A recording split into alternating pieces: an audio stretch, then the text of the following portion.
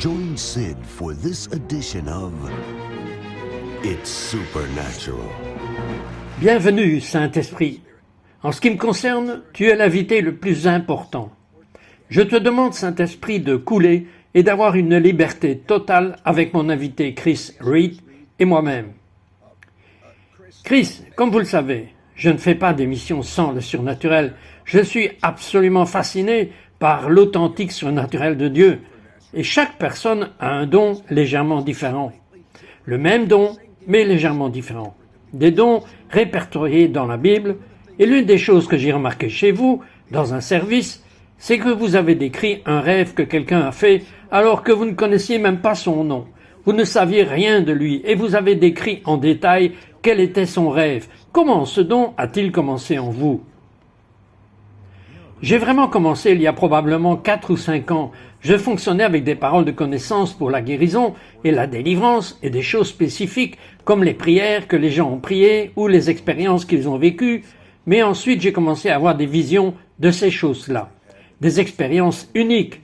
Et je savais, par la façon dont je vivais l'expérience, que j'entrais dans le rêve de quelqu'un. Et c'est un peu comme dans Daniel, si vous vous souvenez de l'histoire, où le roi ne pouvait pas se souvenir de son rêve, et qu'il avait besoin que Daniel lui raconte le rêve qu'il avait fait. Les sages et les astrologues ne pouvaient pas le faire. Ils savaient que c'était un rêve significatif, mais ils ne pouvaient pas s'en souvenir. Et donc, il avait besoin de Daniel pour lui raconter le rêve qu'il avait fait. Et Daniel a dit, dans Daniel 2, verset 28, « Il y a un Dieu au ciel qui révèle des secrets. » Donc, au fil du temps, j'ai compris la différence entre le moment où je recevais une parole de connaissance et le fait d'avoir une rencontre visionnaire avec les détails du rêve de quelqu'un. Et parfois, même de raconter à la personne ce qu'était son rêve et de lui raconter qui il était et ensuite obtenir leur nom et différentes choses comme ça. Y a-t-il eu une personne dont vous diriez qu'elle vous a imposé les mains et que ce don de compréhension et de prophétique est venu sur vous ou pas? Vraiment, non, je ne dirais pas cela. Je veux dire, j'ai eu des hommes et des femmes de Dieu incroyables au fil des années qui m'ont imposé les mains, mais il semblait que c'était quelque chose pour notre époque. Et je ne prétends pas avoir quelque chose de spécial ou d'unique au-dessus de mes frères, mais je pense que nous sommes à une époque où, comme à l'époque de Daniel, il y a des rêves spirituels, pas seulement des rêves ordinaires, mais des rêves spirituels qui sont donnés aux gens. Et c'est une chose d'obtenir un rêve de Dieu, mais ensuite, c'est une autre chose d'avoir l'interprétation correcte du rêve. Et puis, l'application exacte, donc, c'est une chose d'obtenir la révélation, puis de l'interpréter correctement, et ensuite de l'appliquer correctement. Je suppose que cela a pris beaucoup de temps. Ce n'est pas quelque chose comme « Oh, je sais tout ce que les rêves signifient ».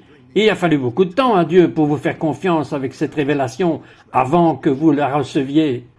Oui, je le pense aussi, cite, dans Hébreux 5, l'écrivain hébreu parle de la façon dont nous pourrions développer ou entraîner nos sens en raison de la pratique ou en raison de l'utilisation. Et ainsi, nos 5 sens du goût, la vue, l'ouïe, l'odorat et du toucher peuvent devenir dorés. Ils peuvent devenir des sens dorés. Et ainsi, nous pouvons goûter et voir que le Seigneur est bon.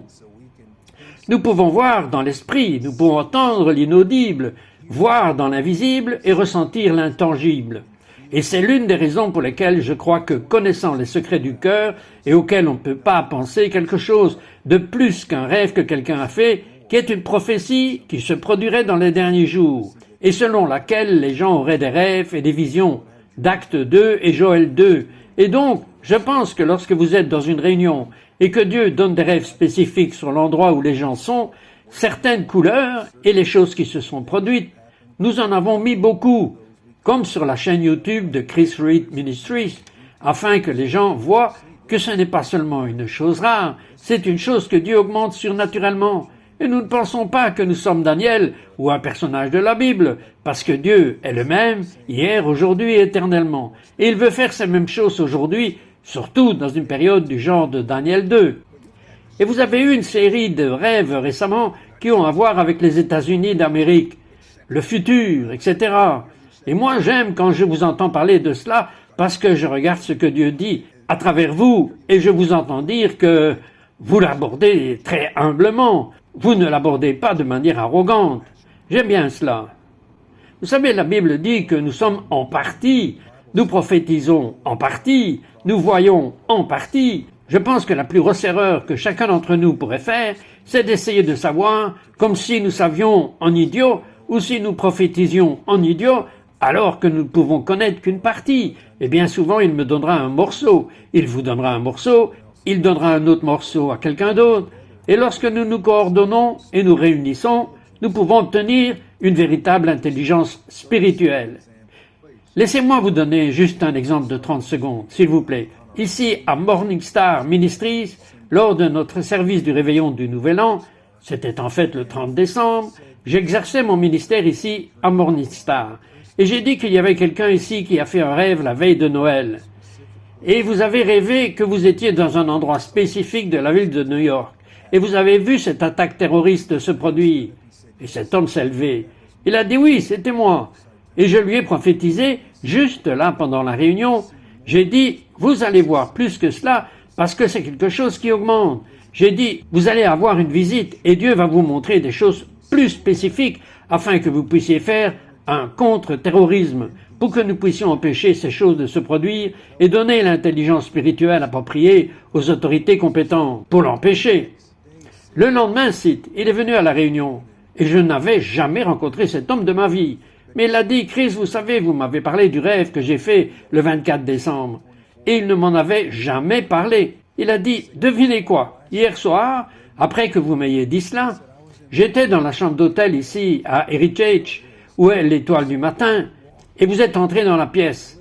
Maintenant, vous n'êtes pas littéralement entré dans la pièce, mais c'est vous qui avez marché spirituellement dans la pièce. Vous avez prophétisé, et vous m'avez dit ce qui se passerait dans mon entreprise. Puis, vous avez dit, venez avec moi, et nous sommes allés à New York, et nous avons vu une tentative de complot terroriste dans le système de transport en commun. Il a donc partagé cela avec toute la foule. 3 jours plus tard, il y avait une émission d'information qui disait qu'ils avaient découvert ce complot terroriste dans le système de transport en commun de la ville de New York. Maintenant, pourquoi cela a-t-il pu être évité? Parce qu'après l'arrivée de la révélation, je lui ai prophétisé qu'il vivrait une autre expérience comme celle-là. Et bien sûr, nous avons appelé l'Église à l'action. Nous pouvons prier et faire une différence et alerter les autorités compétentes. Et ce genre de choses peuvent être minimisées ou arrêtées. Parlez-moi de toute cette série de choses que Dieu vous a révélées à propos de l'Amérique. Oui, donc le 9 mars 2024, tout récemment, un samedi matin, je l'ai écrit parce que je voulais obtenir des détails et je vais vous le partager. J'ai fait ce rêve intense le 9 mars qui semblait prophétique à propos de cette éclipse dont tout le monde parle en avril 2024.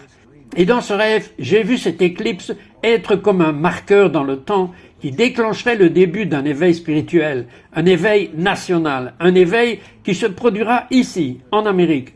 Il commencerait en avril 2024 et se terminerait vers juillet 2025. Et ainsi, dans le rêve, j'ai évolué rapidement dans le temps. C'était comme si j'étais dans le présent, le passé et le futur, et au fur et à mesure que je voyageais dans le temps, cela a commencé en avril 2024, ce qui bien sûr arrive bientôt, et cette éclipse qui traversait le Texas et conduisait à un événement important, coïncidant avec la conception si proche de cette époque.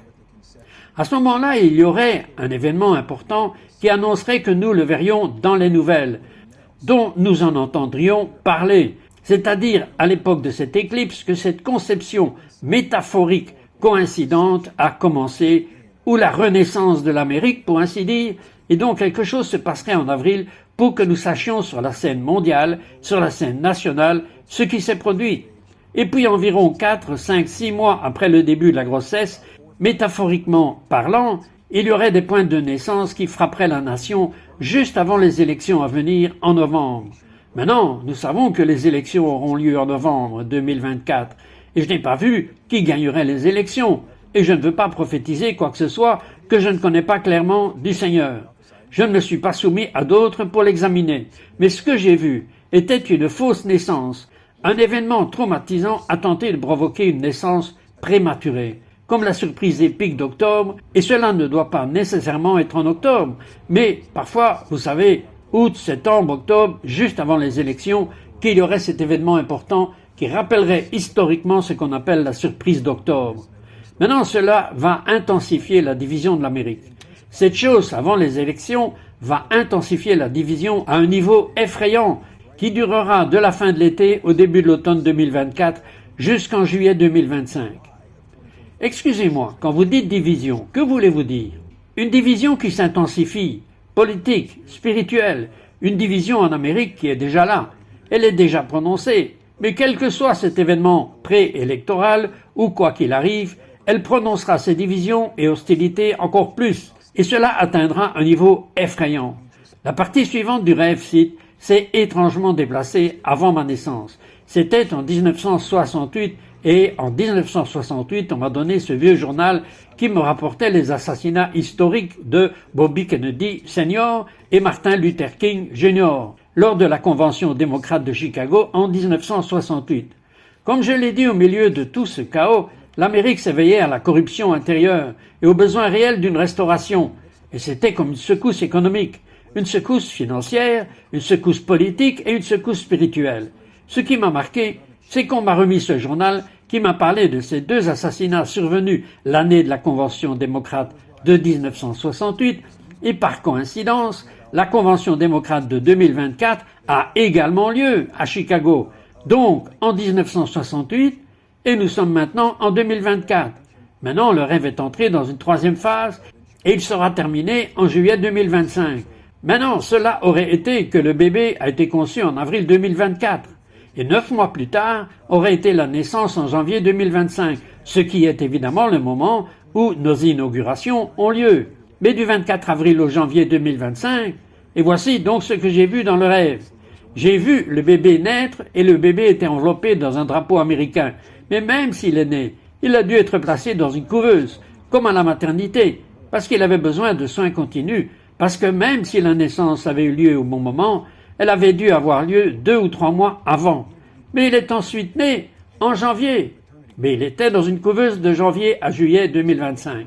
Donc, quand j'ai vu le bébé naître, je l'ai vu enveloppé dans un drapeau américain et mis dans un de ces petits lits de bébés que l'on voit dans les maternités. Et en haut du lit, là-bas, il y a le nom et la date de naissance.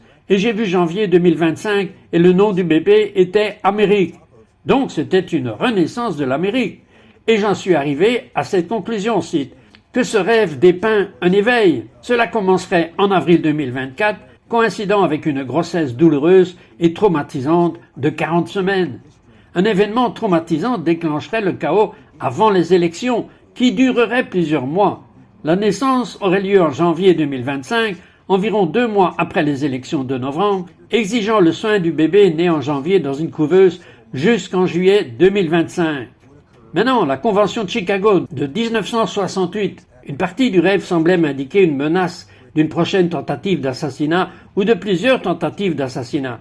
Et je veux juste dire ceci, pensez à la prière et à alerter les gens et à amener les gens à comprendre l'importance de cela et à faire connaître cela au plus grand nombre de personnes possible. Nous pouvons éviter le désastre, nous pouvons minimiser les dégâts, tout comme dans la Bible lorsqu'on a dit à Ézéchias de mettre de l'ordre dans sa maison. Tu es sur le point de mourir. Il a tourné son visage vers le mur et s'est repenti et a cherché le Seigneur. Et Dieu a ajouté 15 ans à sa vie parce que le cœur et l'esprit d'Ézéchias avaient changé de la même manière qu'avec Ninive. Au moment où Jonas s'est ressaisi et est arrivé à Ninive, il est venu prêchant que le jugement allait venir. Mais le jugement a été reporté, tout comme la parole prophétique d'Ézéchias était une parole exacte. On a dit à Ézéchias, prends ta maison parce que tu vas mourir. Ce n'était pas une fausse prophétie, c'était juste un comportement humain et une prière, et l'interaction avec Dieu peut minimiser ou retarder ou minimiser les dégâts sur les choses qui ont été annoncées. Et je pense que c'est un temps d'éveil qui est sur le point de commencer en Amérique, et ça va être avec un peu d'intensité au cours des 16 prochains mois. Maintenant, vous avez un certain nombre d'intercesseurs qui font partie du ministère Morning Star des prophètes, etc. Que nous diriez-vous de prier pour éliminer ou minimiser les dégâts, pour ainsi dire? C'est une grande question. Alors voici ce que je prierai. Je prierai pour que, quelles que soient les façades qui nous sont présentées aux informations, nous prierions contre les tentatives d'assassinat. Nous prierions contre les morts prématurées. Nous prierions contre quiconque essayerait d'influencer l'issue des événements autre que la manière dont Dieu les a ordonnés. Et je pense qu'en fin de compte, nous devons prier avant tout pour qu'il y ait un retour de la crainte du Seigneur parmi le peuple de Dieu. Et lorsque l'Église recommencera à craindre Dieu, le monde commencera à respecter et valoriser à nouveau l'Église. Maintenant, je suis sûr qu'il y a un certain nombre de personnes qui nous regardent en ce moment et qui sont frappées par la peur. Je veux dire, nous vivons en Amérique. Nos revenus nous viennent d'Amérique. Nos maisons sont en Amérique. Nos familles sont en Amérique. Mais je dois vous dire ceci. Je ne suis pas une personne si courageuse. Mais je sais quelque chose, c'est que tant que je reste au centre de la volonté de Dieu, que je marche dans le plus grand mouvement, la plus grande moisson d'âme de l'histoire du monde, et pourquoi ne le serais-je pas? Pourquoi cela ne submergerait-il pas autant le négatif que j'entends? Et c'est le cas, il n'y a rien que vous puissiez me dire que vous avez entendu de Dieu qui me bouleverserait, parce que je sais que la présence de Dieu va être si forte sur nous que les dons de l'Esprit vont atteindre un niveau tel qu'il ne sera plus question de savoir si cela peut arriver ou non. Je veux dire, cela arrivera à un niveau, je crois, Christ, plus élevé que n'importe quelle génération n'a jamais vu, et vous et moi allons en faire partie. Je sais, oui, et vous savez, cela ressemble à, dans l'histoire, quand il y a eu une période de bouleversement, ou de changement, ou d'événements climatiques qui se sont produits, des traumatismes dans le monde. Généralement, ce genre de choses coïncident avec de grands mouvements de Dieu, parce que ces choses amènent l'incroyant à se tourner vers le Seigneur. Mais chaque croyant peut être absolument assuré que Dieu est avec lui. Il va le protéger. Et voici un autre sujet de prière, un dernier. Nous devons prier pour l'onction d'Agabus. Maintenant, Agabus est cette personne prophétique dans le livre des Actes. C'est lui qui a aussi donné la parole personnelle à Paul. Il a attaché le vêtement autour de sa main et il a dit à Paul, si tu vas dans cette ville, tu seras arrêté. Donc c'était une parole personnelle. Mais Agabus est aussi le même prophète qui a prophétisé une famine mondiale. Et la Bible dit que grâce au don prophétique précis d'Agabus, l'Église a pu commencer à se préparer à l'avance afin qu'il puisse envoyer une réponse en cas de catastrophe et des secours en cas de catastrophe pour aider ceux qui avaient besoin d'aide. D'où l'importance de l'onction d'Agabus dans une saison où il y a une renaissance de l'Amérique et une renaissance du réveil, un grand réveil dans lequel nous avons besoin de préparation pour ces temps-ci. Et je pense que c'est pourquoi ce rêve est si important parmi les autres que d'autres prophètes entendent, parce que nous avons besoin de reconnaître la signification de l'heure dans laquelle nous vivons. Je dois vous poser encore cette question. Qu'est-ce que vous croyez que Dieu veut dire par renaissance de l'Amérique? Eh bien, lorsque nous voyons les nouvelles, lorsque nous voyons tout ce qui se passe en Amérique, je n'ai pas besoin d'entrer dans tous les détails, mais sachant que les gens ont peur de sortir dans les rues, dans beaucoup d'endroits, je veux dire, vous savez, des millions de personnes sont arrivées dans notre pays, nous ne savons pas qui ils sont, et l'inflation, tout ce qui affecte les Américains et tout ce qu'ils achètent à l'épicerie, le loyer, le prix de l'essence, les taux hypothécaires et les intérêts et tout le reste, qui sont tellement élevés. Il semble que la qualité de vie ait diminué, alors qu'il y a une augmentation de la sécularisation de notre société et un éloignement des valeurs judéo-chrétiennes sur lesquelles notre nation a été fondée. Et je pense que même s'il y a un ébranlement de tout ce qui peut être ébranlé dans le système mondial, Dieu utilisera cela pour ramener l'Amérique à ses fondations. Il n'y a aucune nation où la personne a été parfaite, même dans ses meilleurs moments. Mais il y a eu beaucoup de choses qui ont été faites en Amérique avec Israël, les deux nations les plus importantes, je crois, les nations influentes. Je ne veux pas dire importantes, je dis influentes. Et bien sûr, Israël est le peuple naturel de Dieu.